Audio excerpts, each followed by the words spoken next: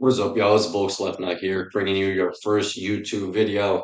So if you follow me on the TikTok, you know I'd be posting like memes and shit. I try and make them funny. They probably not, but I try and make them funny. But now we just gonna get on here. What this channel's gonna be, it's just gonna be more me talking about UFC, man. I'm gonna try and keep it like raw, uncut footage. I'm gonna try and post 2 to 3 videos a week. I'm gonna do a breakdown video for the upcoming fights, which the one for UFC Vegas 119 will be posted this Friday.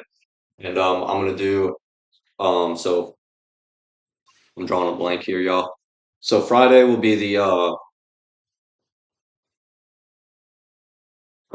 breakdown, and then Sunday that'll be like the recap video, and then either like Tuesday or Wednesday will be a Fight Snake Max video. But today this is gonna be a Fight Snake Max and a recap video for UFC Freedom 250, arguably one of the best cards ever.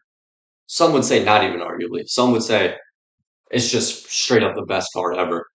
But let's just get into talking to that first fight. We got Diego Lopez versus Steve Garcia, and I did have Steve Garcia here with the picks. But shit, man, he looked good in the first round. You can't say that Steve Garcia did not look good in round one. He won that round. He was pressuring Lopez. His footwork looked great. His boxing looked great. He didn't really get any respect, or Diego couldn't really get any respect from Steve in round one. So then in round two, Steve kind of came out running again, trying to do the same thing. That's when Diego caught him with that beautiful counter, kind of wobbled him a little bit. And then from there, it was the Diego we've seen in the Gene Silva fight, in the Volk fight. Even though he lost both, he still looked amazing. That's Gene Silva fight, Volk fight, the Brian Ortega fight. That's the Diego Lopez we've seen in those fights. Came out in round two versus Steve Garcia, and he ended up getting the finish, which well deserved. I think. I mean, the trilogy is going to happen, guys. Volk versus Diego 3 coming to an arena near you. Probably October, maybe. October's usually Abu Dhabi, but maybe they could double it up. Maybe MSG in November they could give that fight to. And for Steve Garcia, I was thinking like still a fight in the rankings. Obviously, Diego Lopez was number two ranked. Steve Garcia was number nine, so I don't see Steve really dropping any, maybe one or two. Well, the rankings dropped already. I didn't really check them out, but I don't think Steve dropped any. Should I check? Should I check these rankings? Let me check these rankings. Let me see these featherweight rankings. Steve dropped down one. He's number 10 now. I think a good fight would be Zalal. Yusuf Zalal versus Steve Garcia. I think Garcia gets it done. Zalal is he's a tough cookie, man. He's a tricky character to figure out. To figure out. The fuck does that even mean? Y'all, I have mild autism. Y'all just gotta deal with it. But yeah, fuck, bro. I give me Steve Garcia, Yusuf Zalal, like fight night main event, Apex or something. Um, co-main event of like a fight night in a crowded arena. That should be fire. Steve Garcia number 10, like I just said. Yusuf Zalal ranked number 8. I mean, I think the fight makes sense. So let's fucking book it, UFC. And then give me the trilogy. Give me the trilogy, only me, please. Moving on to Bo Nickel versus Kyle Dawkins. Bo Nickel, man, love him or hate him, you gotta admit the striking has improved a boatload, man. The Bo Nickel that we saw when he first came into the UFC to the Bo Nickel we've seen in this fight and last fight, striking wise, completely different characters. I was actually at the Des Moines fights when RDR beat Bo Nickel. The striking there, it was horrendous. I'm gonna just say it. It was horrendous. And he couldn't compete on the striking to get to the wrestling with RDR. But now Bo Nickel, he's had the elite wrestling, and now he's getting elite striking. Once his boxing crisps up just a little more, I already like it a lot. But I think once it crisps up a little more, he's championship level material. And a lot of people hate on Bo Nickel. You know, you might not like hearing me say that, but you could comment, oh, it's Kyle Dawkins. Oh, the last dude he beat was like fucking Rodolfo Vieira or whatever. I think that's who it was. Um, that's still nasty head kick KO on him. Nasty knockout from Bo Nickel on Dawkins on Saturday or Sunday, excuse me. Just two nasty KOs overall. I like Nickel versus Adesanya next. I like that fight. I think Nickel gets it done. I think he could get it done on the wrestling, tire Adesanya out a little bit, and then get it done on the feet. Prediction for that fight if it gets booked, like round 4 or round 3, Nickel KO. I can see Izzy decision though, just like touching him up with the jab, not letting him get the shots. Izzy does have really good takedown defense. Now I'm giving a full breakdown for a hypothetical fight, but I like I like Nico in that fight, man. And then for Kyle Dawkins, who do we give him? Just I don't know, man. You give him anybody. He had that good knockout against Michel Pereira, and then did he fight after that? I swear I thought he fought someone after that, but I'm not sure who it was. Anyway, man, just give him some fucking bum, bro. Nobody gives a fuck about Kyle Dawkins. Put him on, show him on the Philly card, UFC 330, and the Philly fans will be happy, man. All right, next fight on the card was Ruffy versus Michael Chandler, the All-American Iron Michael Chandler. He got fucking destroyed though. He needs to hang it up. I'm gonna just say that now. I'm not gonna talk much about Chandler, so I'm gonna get it out of the way now. He needs to hang it up. I've never thought Chandler was anything special. He does like the same move. He ducks and dives in, and he fucking tries to throw big ass overhands, big ass hooks, tries to take you down. It's fucking same story, different day every time he fights. And yeah, Ruffy looked phenomenal though. I will say that. After shitting on Michael Chandler, let me give some praise to Ruffy. He looked phenomenal with the striking, with the kicks. Hurt him with the heel kick before he got the finish. Michael Chandler was just all wobbly. I love Ruffy striking a lot, man. I used to think he was the worst fighting nerd after that James Wallen top fight where he couldn't even finish him, and everybody was glazing that like nice little hook that he had where he wasn't looking. But I rate him now, man. He's my favorite fighting nerd. I know he's technically not a fighting nerd anymore, but I still classify him as one because fuck it. I know he trains with Volk though, so that's probably why he's doing so good. Anyway, fuck it. Let's move on. Josh Hokett versus Derek Lewis. Um, I mean, this fight wasn't a shocker. I don't think anybody actually thought Derek had a chance. Like, obviously, Derek always has a puncher's chance in these fights, but I mean, come on now. He didn't I didn't think he had a chance personally. That's what I'm trying to get at. I didn't think he had a chance. I thought Hokit was going to run through him, whether if it was on the feet or in the wrestling, which he did both. Hokit's boxing, his hands faster than almost every heavyweight besides Cyril Gane and maybe Tom Aspinall, but I think Hokit could compete up there with Aspinall. And Derek Lewis also needs to hang it up, man. He he should not be in the ring anymore, the octagon. He should not be in it anymore. He just needs to hang it up, man. And Hokit, um, fuck it, give him Alex Pereira, man. He called it out. He's gonna shama on his mama. And fuck it, do it, bro. I think that would be a good fight. I think Hokit definitely has a chance to get it with the wrestling. Alex also has a really good takedown defense, like I said with Izzy. But Hokit's hands are really fast too, so he could work the boxing into the wrestling, hold him down. I think Hokit gets it done, especially after the loss we just seen. Fucking jab from Gon. We're gonna get into that later. Next up, we're getting into Sean O'Malley versus Amian Zahabi.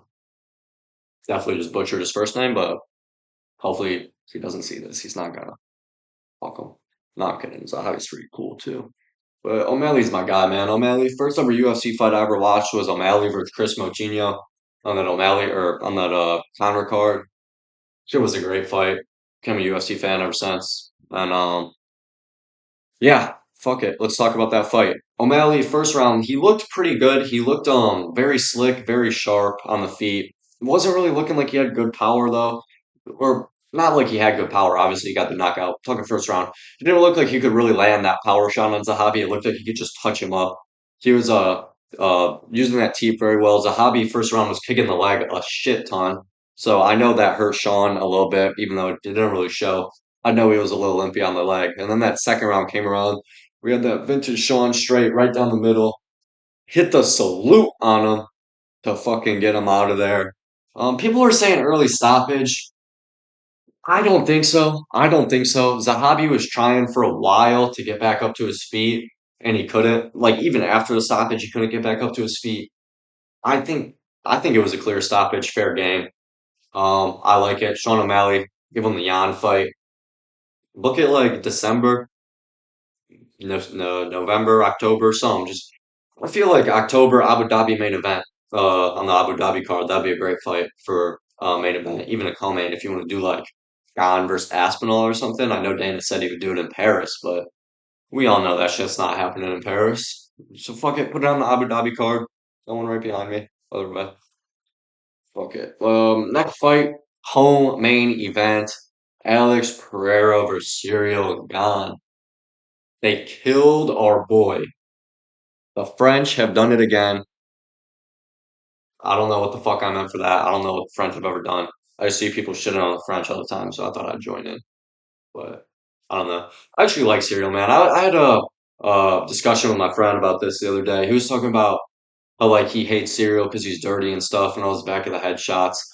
There was maybe four back of the head shots where it's actually like back of the head, like blatant back here, back of the head. If you watched, Herb Dean did a video about it explaining that like a lot of people think that the back of the head is from here down. It's not. It's just this angle down here that's like kind of by the neck, and then this is like a chance rule. You can't just hit directly down on it, but you could like punch at it, you know? It's from Herb Dean, so I'm not just saying shit. That's from Herb Dean himself. Go check the ESPN MMA Instagram account. That video is there.